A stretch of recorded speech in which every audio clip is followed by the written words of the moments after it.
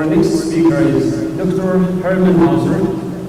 He is a distinguished entrepreneur and self-made man. Dr. Hauser has started many companies, including ARM Holdings, which is now the world's leading semiconductor intellectual property supplier, and as such is the heart of the development of digital electronic products. Headquartered in Cambridge, UK, and employing over 2,000 people, ARM has offices around the world, including design center in Taiwan, France, India, Sweden, and the US. Dr. Hauser has also created one of the first European venture capital companies, Amadeus Capital, via which he has invested in more than 85 companies in the last 15 years with exciting innovation that utilize the power of networks, physical, social, and commercial, to further contribute to a smart, connected world. So please join me in welcoming Dr. Hauser.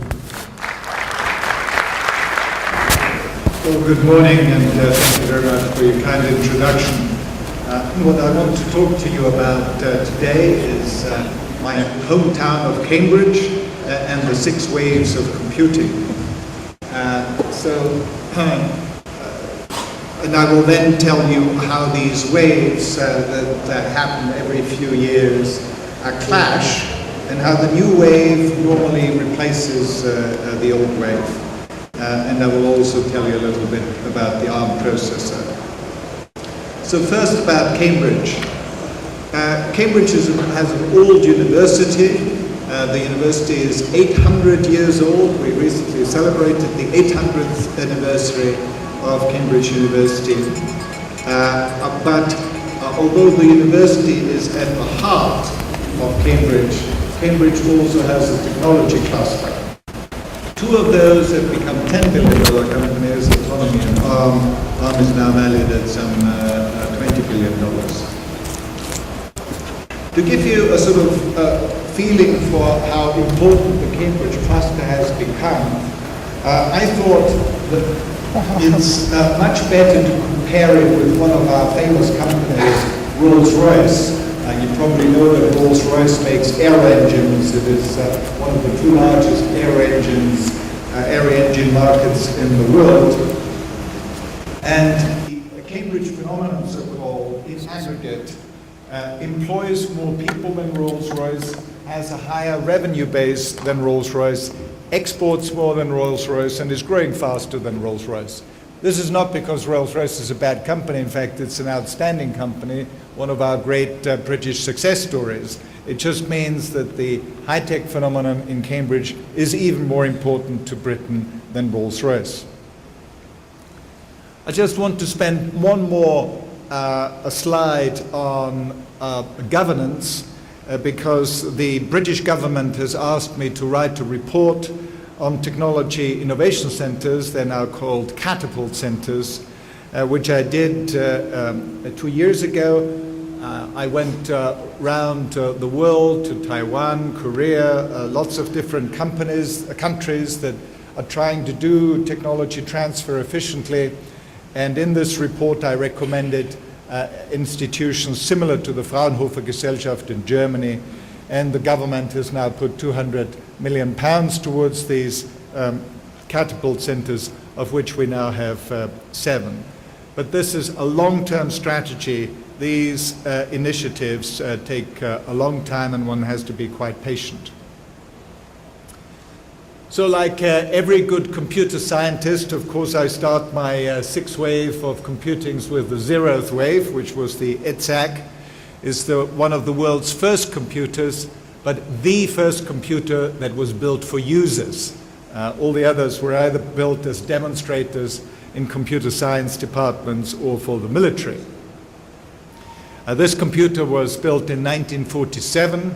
It was all built on valves. There weren't any transistors there yet.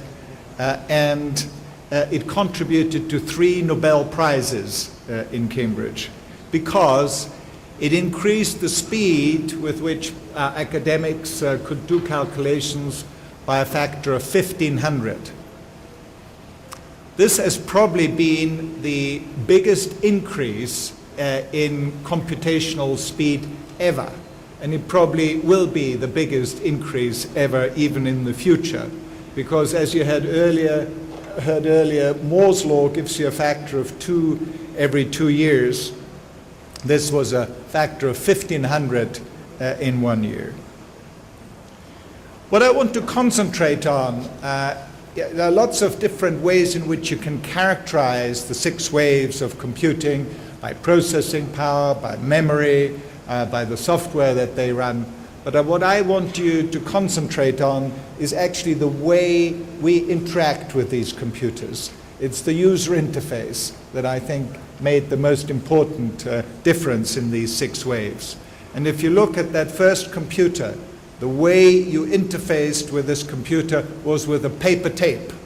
You came along, in fact, the concept of a job queue, not many people know this, but this is quite interesting.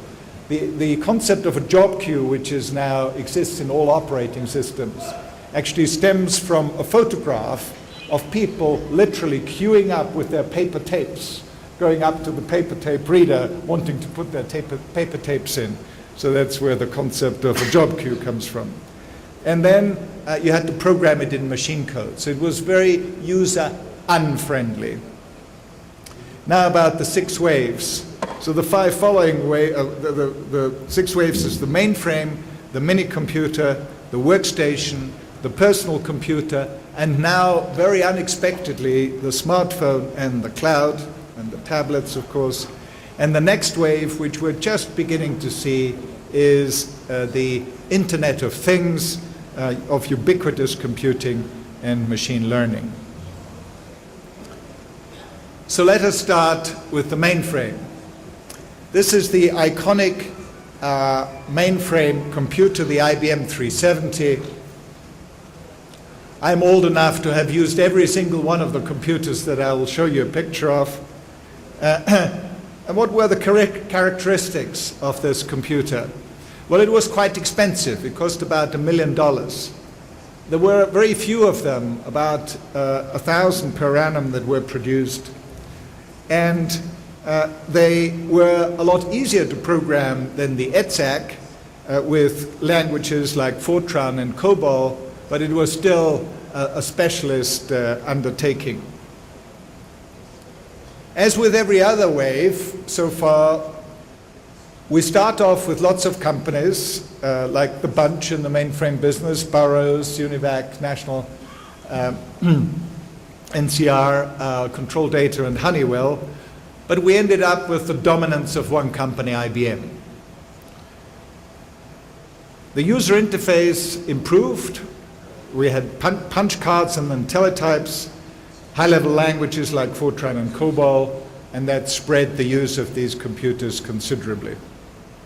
But then came the second wave, the mini-computer.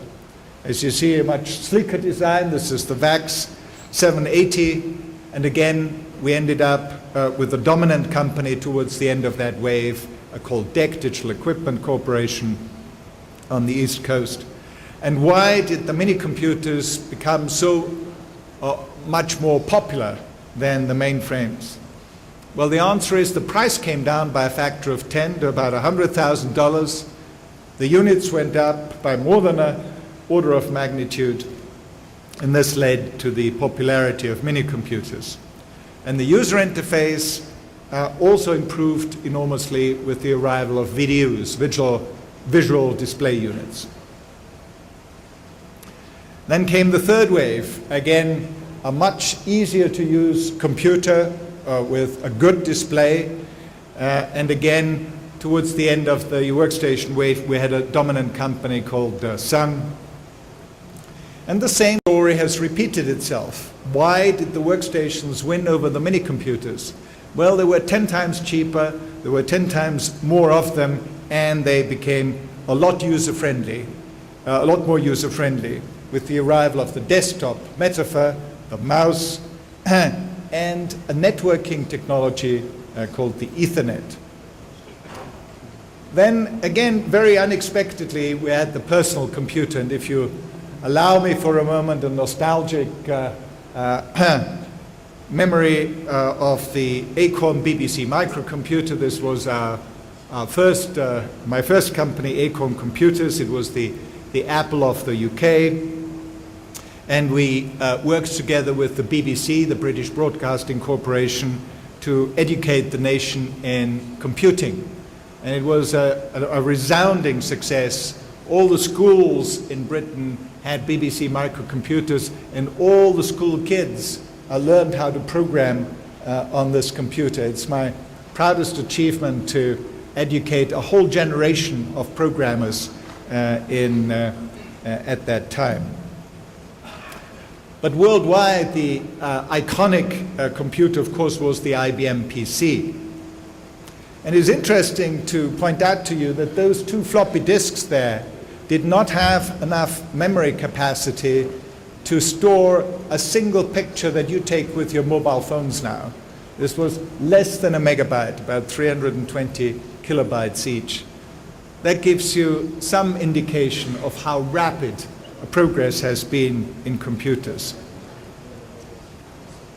Why did personal computers become so dominant and important? Well, it's the same story again. They were a lot cheaper. There were a lot more of them. And they were a lot easier to use. In fact, they were so easy to use that they became known as the personal computer. It was cheap enough for an individual to buy this computer, and it was easy enough to use for an individual who was not a computer scientist to make good use of it. This time, we ended up not with one single dominant company, but two dominant companies, sometimes called the Wintel Consortium. It's Intel and Microsoft. Intel has a more than 80% market share of the architecture in personal computers, and Microsoft over 90% of the operating system. But as so often, in fact, as is the case every single time a wave comes to an end, the dominant companies, the almost monopolists in that wave, always miss the next wave. So neither Intel nor Microsoft have any significant market share in the mobile business yet. But let me just quickly talk about the user interface of PCs. They got extended a little bit beyond the mouse, but we see a lot more of that in smartphones with Kinect, which is a video camera that watches your movements, and with eye tracking that uses to see where your eyes look to interface with the computer. But now, unexpectedly, the smartphone and the cloud have become the main computing platform, by far the most widely used computers in the world. And it is this man, Steve Jobs, who really caused this revolution. You wouldn't think that the price could fall any further. But as you know, you can have a mobile phone for no money at all as long as you sign up to a contract. So the units then went up to 1 billion units a year, which is the run rate now. And we have a new microprocessor. Intel plays no significant role in, as a microprocessor in mobile phones.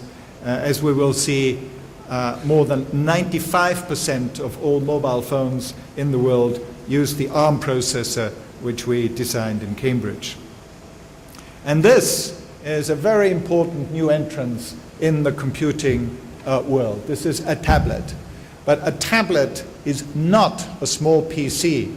If you open up a tablet, you'll find the mobile phone architecture in there. So a tablet is really a mobile phone, a smartphone on steroids, rather than a small PC.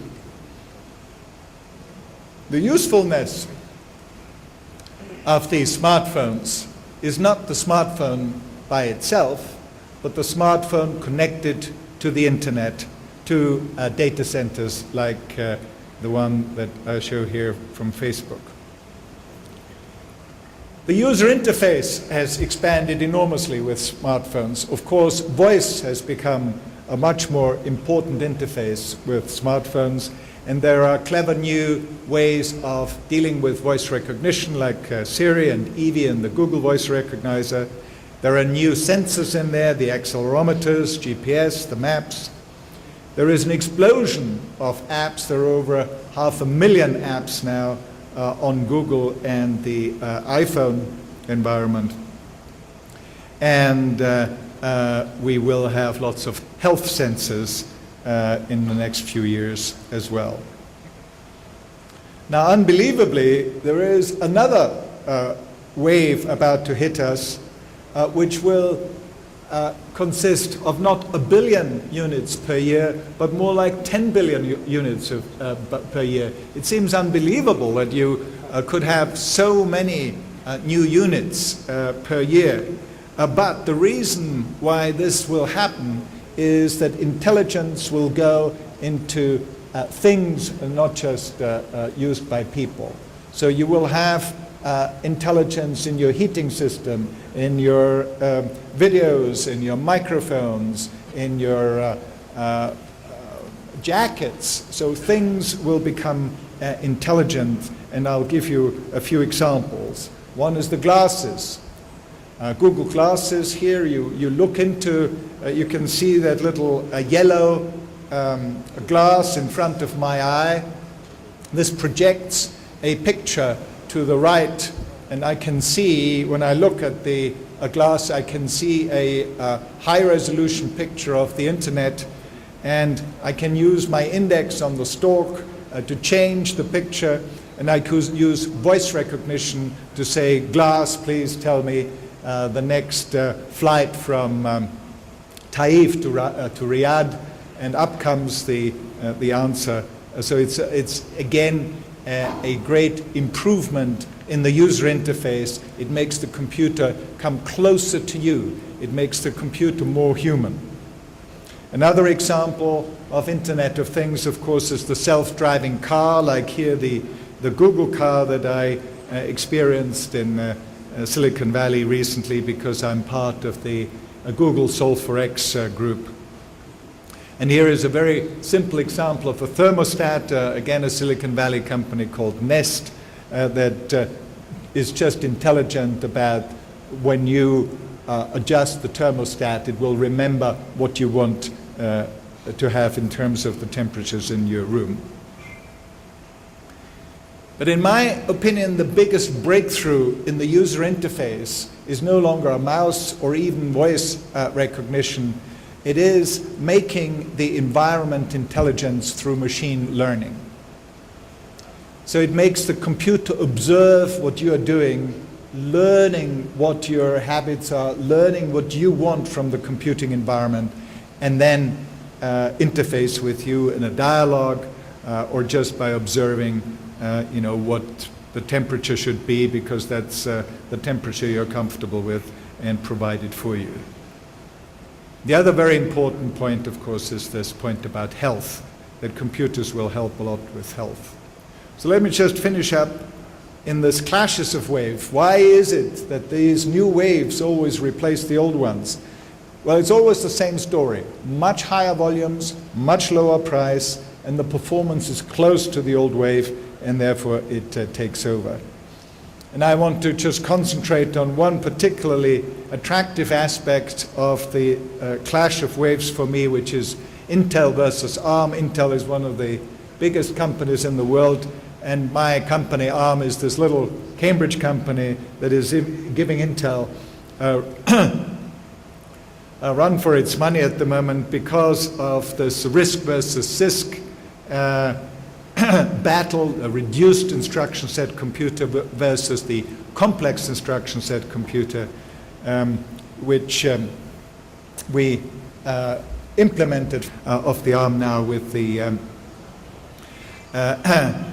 Snapdragon 800. But the most remarkable thing is that since 2010, ARM has not only outsold Intel in the number of chips, because last year we sold more chips than Intel has sold it in its entire history, but also the value of the ARM chips that got sold worldwide by our licensees is now in dollar terms higher than the Intel revenue. These are all the licensees, and in my conclusion, I told you about the EDSAC in Cambridge, which was the first user computer, and then the 6 waves of computing, that machine learning is going to be very important. Thank you very much.